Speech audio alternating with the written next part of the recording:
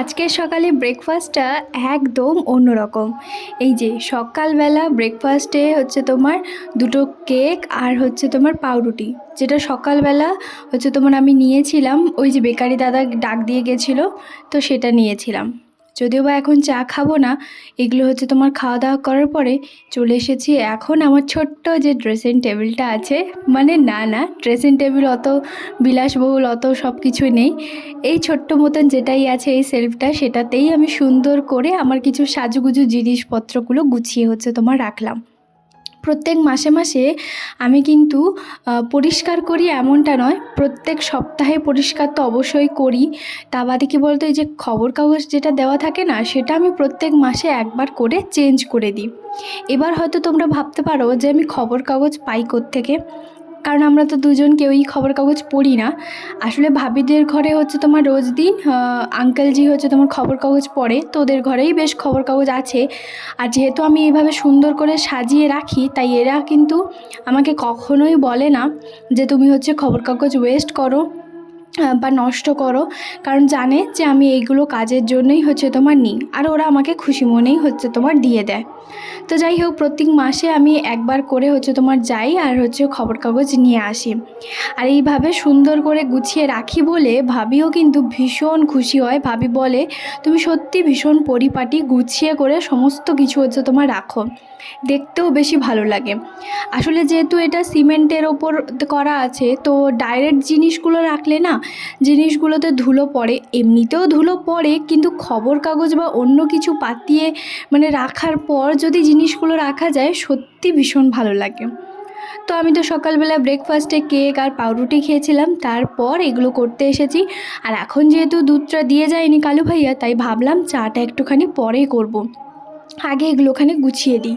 সত্যি কথা বলতে এই জায়গাটা আমি যতবারই গুছাই না কেন, এমনভাবে এলোমেলো হবে সে আর বলে বোঝাতে পারবো না। কয়েকদিন 3-4 দিন মোটামুটি ঠিকঠাক থাকে, তারপরে হয় আমার, না হলে তোমাদের দাদাভাই, বিশেষ করে তোমাদের দাদাভাই গণ্ডগোলটা করে, মানে এদিক সেদিক একটুখানি অগোছালো করে।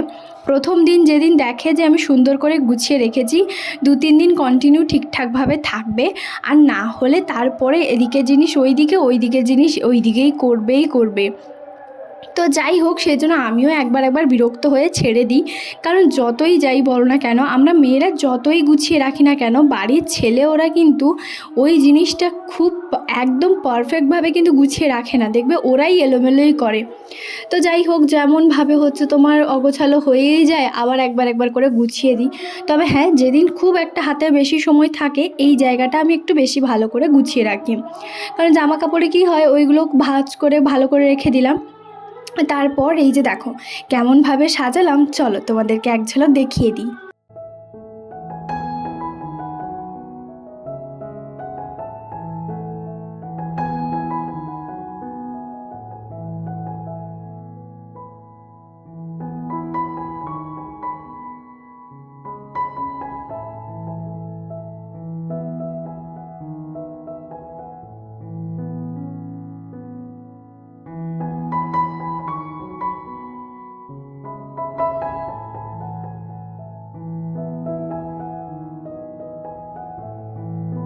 তো এইদিকে তো দেখতেই পেলে সমস্ত কিছু সুন্দর করে সাজিয়ে গুছিয়ে রাখলাম। আর তারপর এখন বাজে ঘড়িতে 10টা 10 মতন, আর এখন চলে এসেছি দুধটা নিয়ে, কারণ কালু ভাইয়া ওখানে হচ্ছে তোমার টাঙিয়ে রেখে দিয়ে গেছিলো। যাই হোক, এখন একটুখানি দুধের চা বানাবো। আর চা একটু সকালবেলা মানে 10টার দিকে বিশেষ করে আমার চাই মানে দরকার। জানো তো, এই 2 দিন মতন আমি চা খাচ্ছিলাম না, আমার হঠাৎ করে দেখি না মাথাটা যন্ত্রণা করছে, কেন কিসের জন্য আমি জানি না। মানে ওটাকে আমি ছাড়ার চেষ্টা করেছিলাম চাটা আর কি, তো দেখছিলাম যে না হচ্ছে না, খেতেই হবে। তবে হ্যাঁ, দুবেলা করে খাবো না, তবে 10টার দিকে একবার একটুখানি হলেও খাবো। তো যাই হোক, চা খাওয়ার আগে একটুখানি জল খেয়ে নিলাম, কারণ অতগুলো কাজ করছিলাম তো, ওই ওপর নিচ করছিলাম, তারপর ওই কৌটোগুলো সব এক একটা করে সুন্দর করে পরিষ্কার করে রাখছিলাম।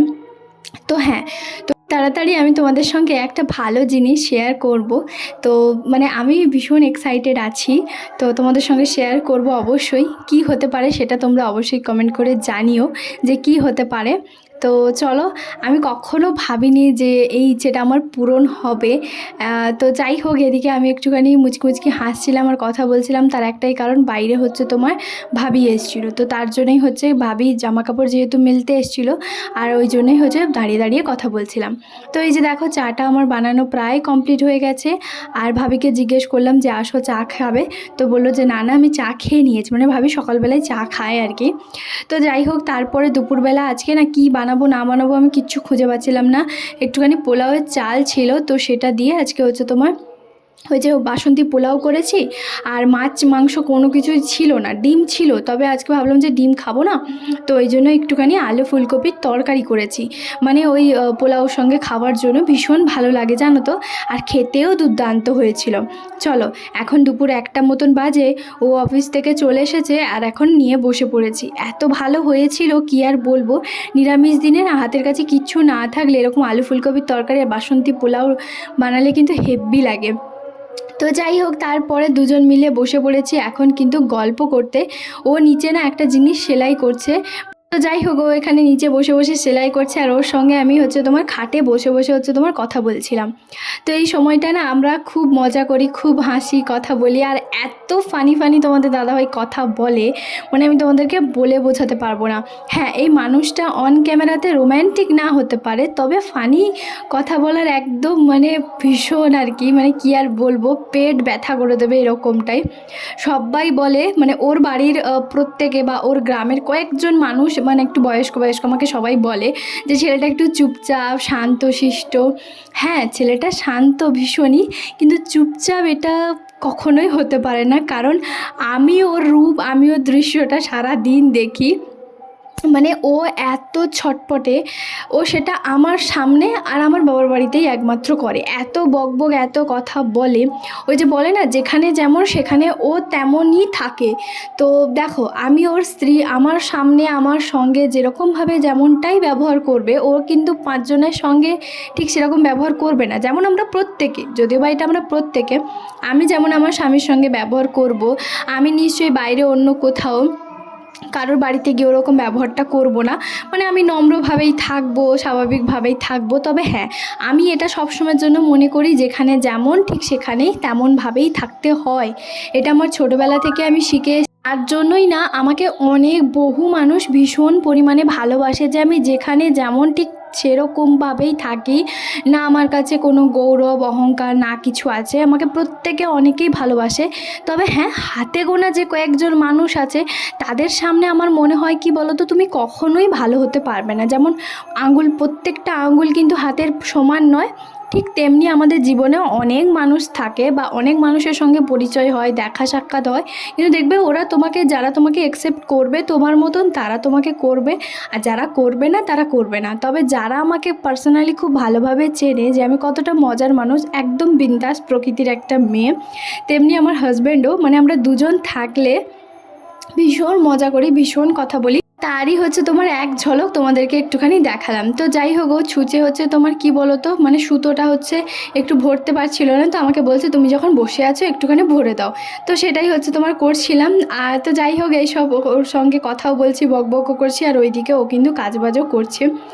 তো এদিকে দেখো, দুজন মিলে কিন্তু বেশ একটা ভালো সময় কাটাচ্ছি। আর ও জানো তো, ঘরেই হচ্ছে তোমার সবসময় রুমেই থাকে, তো সেই জন্য আর কি। তো চলো, এখন হচ্ছে তোমাদের সঙ্গে শেয়ার করি সন্ধেবেলা। তো সন্ধেবেলা দেখো, এখন হালকা হালকা না বিকেলবেলা থেকে বৃষ্টি পড়ছিল। হ্যাঁ, এটা শুনে হয়তো অবাক হবে, হালকা বৃষ্টি পড়ছিল, তো তার জন্য ঠান্ডাটা যে কি পরিমাণ লাগছিল আমি বলে বোঝাতে পারবো না। তো এদিকে দেখো কেমনভাবে বাচ্চার মতন হচ্ছে করছি, আমার জন্য চকলেট নিয়ে এসছে। তো সেই জন্য দেখো হচ্ছে চকলেট যেই নিয়ে আসতে আমি তো ভীষণ খুশি। ও যখনই বাজার যায় আমার জন্য কিছু না কিছু একটা নিয়ে আসে, মানে খালি হাতে কখনোই বাড়িতে আসে না, কখনো না। তো এরকমটা আর কি, আর এটা আমার ভীষণ ভালো লাগে। তো যাই হোক, আজকে যে দেখতেই পেলে কিছু সেরকম কিন্তু, মানে মলে গেছিলো, তবে সেরকম কোনো কিছু জিনিস নেওয়ার ছিল না, কারণ সঞ্জয় ভাইয়া কিছু একটা নিতে গেছিলো, এই জন্য ওর সঙ্গে গেছিলো আর কি। তো যাই হোক, এদিকে আমি রাতের জন্য রান্নাবান্না করছি, আর আজকে রাতের মেনুতে হবে ঘুগনি। মানে ঘুগনি আমাদের দুজনে যে কতটা পছন্দ, কতটা প্রিয়, সেটা তোমাদেরকে বলে বোঝাতে পারবো না। সেটা যারা আমার ভিডিও দেখো তারা অবশ্যই জানো। তো এই জন্য আমি দেখো পেঁয়াজ আর হচ্ছে তোমার সব কিছু একসঙ্গে দিয়ে দিচ্ছি। তো এইভাবেই হচ্ছে তোমার ঘুগনিটা না খুব তাড়াতাড়ির মধ্যে হয়ে যায়। তো প্রথমে আমি জিজ্ঞেস করছিলাম ঘুগনি আর ভাত খাবে, তারপরে ও বললো যে না ঘুগনি বানাও, তারপরে হচ্ছে আমি বলছি যে কি খাবো না খাবো। আসলে আমি না সবসময়ের জন্য তাড়াতাড়ির মধ্যে রান্নাটা করে তারপরে হচ্ছে তোমার বসি। আর আমার একটু দেরি হলে না, আমি কেন জানি না, মানে আমি রান্না করতে আমার একদম ইচ্ছে হয় না, মানে 8টার পরে আমার ঘরে ঢুকতেই আমার ইচ্ছে হয় না। আর সকালবেলা সেই উঠি, তো সকালবেলা থেকে সেই কাজ করি। আর বিকেলবেলা থেকেই মানে সন্ধে পর থেকে একটু দেখবে আমাদের মানে কাজ করার যে গতিটা একটুখানি হলেও কমে, জানি না কার হয়, তবে আমার একটুখানি কমে যায় মানে আমি রান্নাবান্নাটা ঝটপট করার পর কোনো রকম আমি বসে পড়ি, মানে এমনি ফোন দেখি বা হচ্ছে আমার ভিডিও এডিটিংয়ের কিছু কাজ থাকে সেগুলো করি, মা বাবা দিদিদের সঙ্গে কথা বলি এরকমটা, বা তোমাদের দাদাভাই রুমে থাকলে ওর সঙ্গে কথা বলি। তো এরকমটাই আর কি। তারপরেও আমাকে বললো রুটি করতে। আর এই যে দেখো, যেহেতু একটুখানি বৃষ্টি পড়ছিল, তো সেজন্য আমি একটু ময়দার রুটি করেছিলাম। আগে আমরা প্রচুর ময়দা রুটি খেতাম, যেন প্রচুর, মানে রোজ দিন একদিন ছাড় বলতে পারো আমাদের ময়দা রুটিই হতো। তো চলো, আজকের ব্লগটা কেমন লাগলো অবশ্যই তোমরা জানিও।